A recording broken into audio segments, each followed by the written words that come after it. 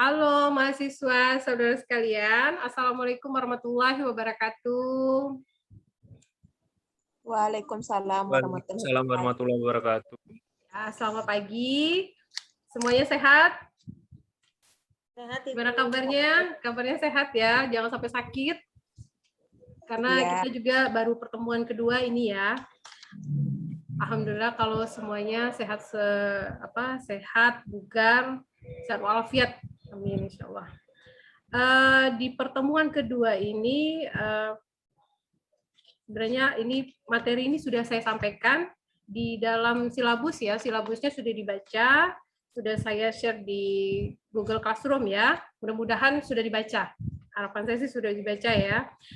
Sebelum kita memulai pertemuan kedua ini, biar apa yang materi yang kita dapatkan di pertemuan ini membawa keberkahan.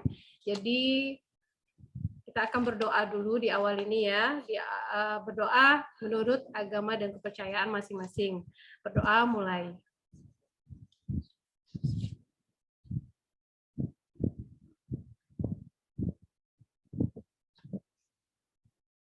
Selesai. Ini untuk materinya saya share dulu ya.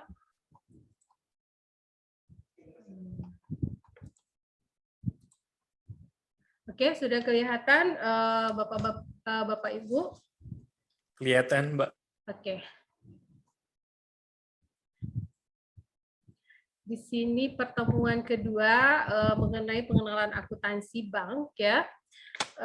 Ada yang pernah tahu atau sudah membaca literatur baik itu dari buku maupun referensi lain baik di internet, di Google, entah di mana aja lah. Pokoknya mengenai akuntansi bank. Ada yang tahu nggak mengenai akuntansi bank itu apa atau seperti apa gitu yang ada di pikiran Bapak Ibu sekalian?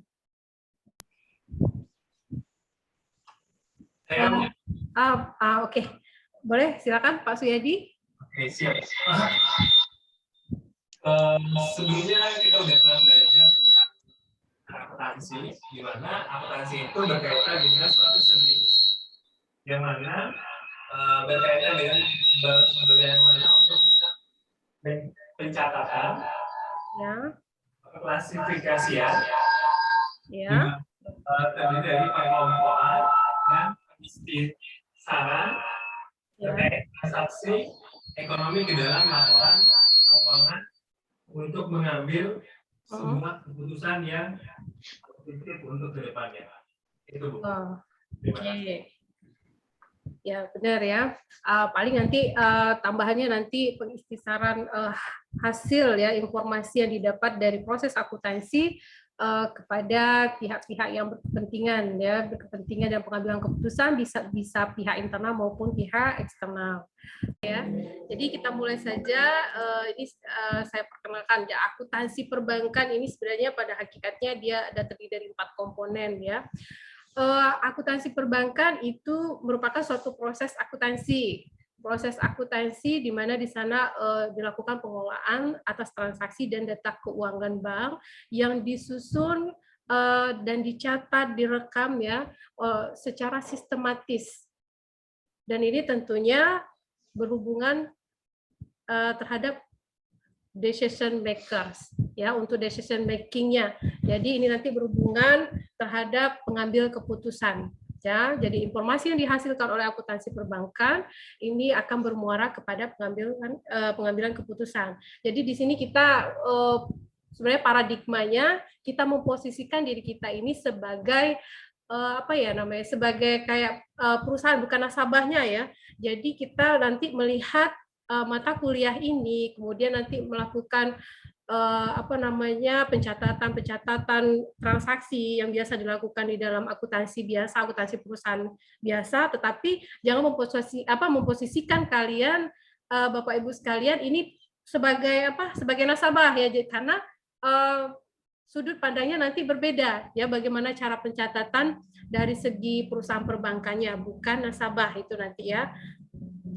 Nah, kemudian di slide kedua ini mengenai siklus akuntansi perbankan. Jadi setelah memahami apa itu akuntansi perbankan, ya secara definisinya, nah tentunya kita harus mengetahui juga bagaimana sih siklus akuntansi perbankan itu. Sebenarnya hampir sama siklus akuntansi perbankan dengan siklus akuntansi pada umumnya, ya, yang secara umum yang non perbankan. Ya, di sini bisa dilihat bahwa tentunya di dalam siklus akuntansi perbankan ini juga mengelola beberapa dokumen transaksi, ya, dokumen transaksi yang kemudian nanti dicatat ke jurnal, kemudian diposting ke buku besar, kemudian nanti disusun atau disajikan dalam bentuk laporan keuangan, tentunya dengan mungkin ada juga beberapa buku besar pembantu, kemudian ada jurnal penyesuaian, mungkin juga ada jurnal khusus lainnya. Jurnal khusus, ada nggak yang masih ingat sebenarnya jurnal khusus itu yang seperti apa gitu? Atau berapa macam? Akuntansi perbankan berarti ada prasyaratnya, harus lulus dulu pengantar akuntansi. Nah, pengantar akuntansinya kemarin gimana ya? Mengenai jurnal khusus. Jurnal khususnya udah paham belum? Ada berapa komponen, kemudian apa aja yang termasuk dalam jurnal khusus, ada yang bisa menjelaskan sedikit, mengingat materi yang flashback lah ya, mengingat materi waktu di semester awal kemarin. Mungkin faktor karena sudah 2 semester terlewati, ya mungkin sudah tutup buku, jadi kayaknya sudah tutup buku juga ya jurnal khususnya. Jadi untuk jurnal khusus itu banyak sekali ya sebenarnya. Jadi kayak jurnal penutup juga termasuk komponen dari jurnal khusus, jurnal koreksi, ya, termasuk juga jurnal penyesuaian, ya. Yang paling sering digunakan itu jurnal khusus adalah jurnal penerimaan dan pengeluaran kas. Biasanya nanti itu berhubungan sama pembelian sama penjualan. Nanti silakan buka kembali buku catatannya di mata kuliah pengantar akuntansi 2 semester yang lewat, ya. Jadi sebenarnya siklus akuntansi perbankan tadi yang seperti saya sampaikan bahwa siklus ini hampir sama maknanya, ya, hampir sama maknanya dengan siklus akuntansi perusahaan non perbankan.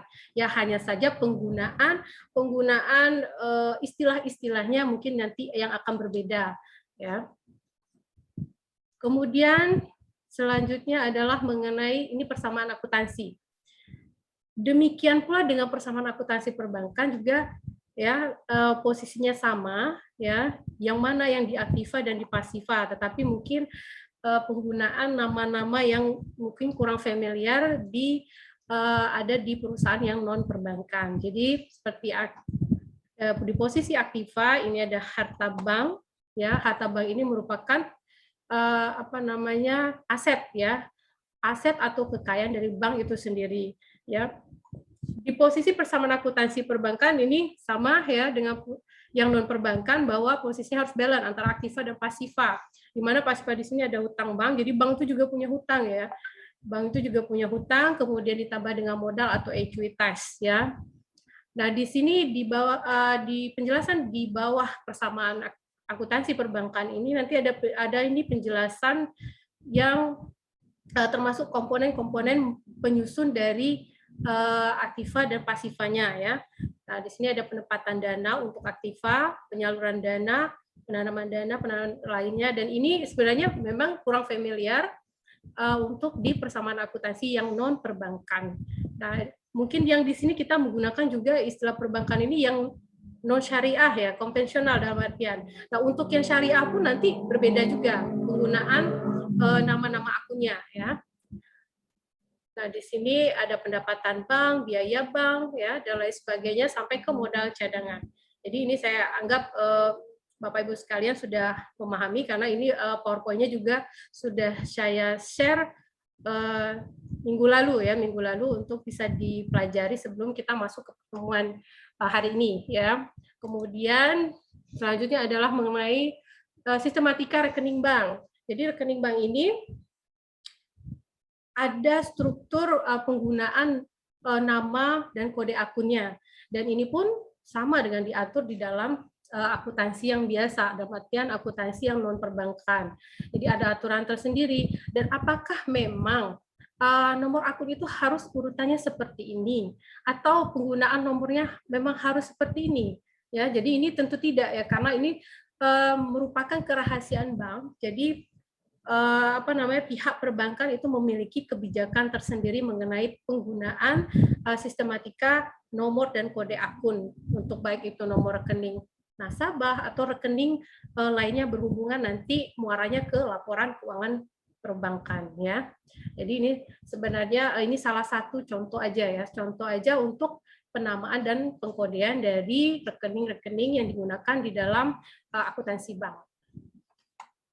Selanjutnya ini adalah pembagian laporan keuangan bank. Pelaporannya ya, laporan keuangan bank.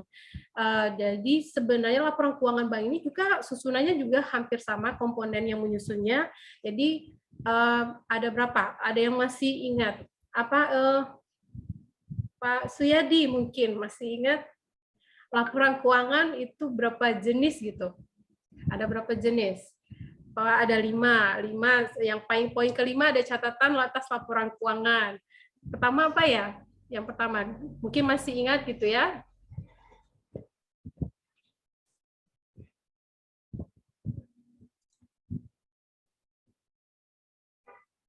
Nah, kayaknya sibuk. Atau yang lain mungkin ada yang ini, yang masih ingat kira-kira pembagian jenis dari laporan keuangan bank itu apa saja? Selain catatan atas laporan keuangan. Neraca ya, poin pertama ada neraca atau laporan posisi bank, ya. Kemudian yang kedua laporan laba rugi, ya mudah-mudahan Pak Suyadi masih ingat ya Pak ya, laporan laba rugi ya di sini. Mungkin istilah dari perbankan mungkin ada ditambah dengan komprehensif karena ada pembanding dari laporan keuangan tahun sebelumnya. Jadi kalau misalnya laporan posisi keuangan komprehensif, laporan laba rugi komprehensif, kemudian yang ketiga laporan perubahan ekuitas komprehensif ya. Perubahan ekuitas itu lebih kompleks daripada laporan perubahan modal ya. Nah, kemudian laporan arus kas, dan yang terakhir baru yang kelima catatan atas laporan keuangan ya. Nah, ternyata sudah habis nih. Terima kasih sudah disampai di poin terima kasih. Oke, dari sekian banyak slide ini ya, sekian banyak maksudnya bobot substansi slide yang sudah dikompres jadi sekitar 5 atau 6 halaman ini, ada pertanyaan tidak? Silakan kalau misalnya ada yang kurang jelas atau kurang paham mengenai materi yang sudah disampaikan, boleh disampaikan kepada saya, kita bahas di forum gitu ya. Gimana ini? Oh, ini ya banyak yang baru bergabung ya. Iya, bergabung, Bu. Oh, ada Ibu Yuli, apa kabar Ibu? Baik, Bu, baru bergabung, maaf. Iya, kenapa Bu? Ini apa karena kelas kita nih ini ya sudah memang kelas kayaknya kelas khusus ya. Jadi mahasiswanya pada sibuk semua. Jadi ini ya mahasiswa sekalian, Bapak Ibu sekalian. Jadi mahasiswa untuk yang masih muda-muda nih, Bapak Ibu yang mungkin sudah tidak muda lagi ya. Jangan lupa untuk ini absen ya, absennya kita di classroom. Jadi jangan lupa untuk melakukan presensi di classroom ya Bapak Ibu. Jadi biar terdata gitu ya pertemuan hari ini. Kalau misalnya tidak ada pertanyaan lagi, bisa saya akhiri nanti. Kemudian nanti ada pemberian tugas ya, tugas mengenai yang berhubungan dengan materi hari ini ya, materi hari ini. Ini nanti tugasnya saya share aja di classroom ya. Untuk tugasnya mungkin nanti berbentuk kayak studi kasus ya, bentuk studi kasus nanti bisa di-download sendiri nanti di classroom ya. Ini untuk berita acara saya minta ini ya, boleh ya saya minta dokumentasinya sedikit ya untuk berita acara perkuliahan kita hari ini ya. Oke, saya ambil fotonya dulu. 1, 2, 3. Oke, terima kasih Bapak Ibu sekalian. Terima kasih atas meluangkan waktunya untuk hadir di pertemuan kedua hari ini. Padahal saya lihat itu udah lelah-lelah semua. Semoga jaga terus ini ya kesehatan, jangan sampai sakit ya. Ibu. Untuk menutup sebelum saya akhiri ya, untuk menutup materi hari ini kita berdoa dulu untuk mengakhirinya ya. Semoga memang dari awal sampai akhir ini memang materi yang kita dapatkan meskipun hanya sebentar itu penuh dengan keberkahan. Berdoa, kita mulai.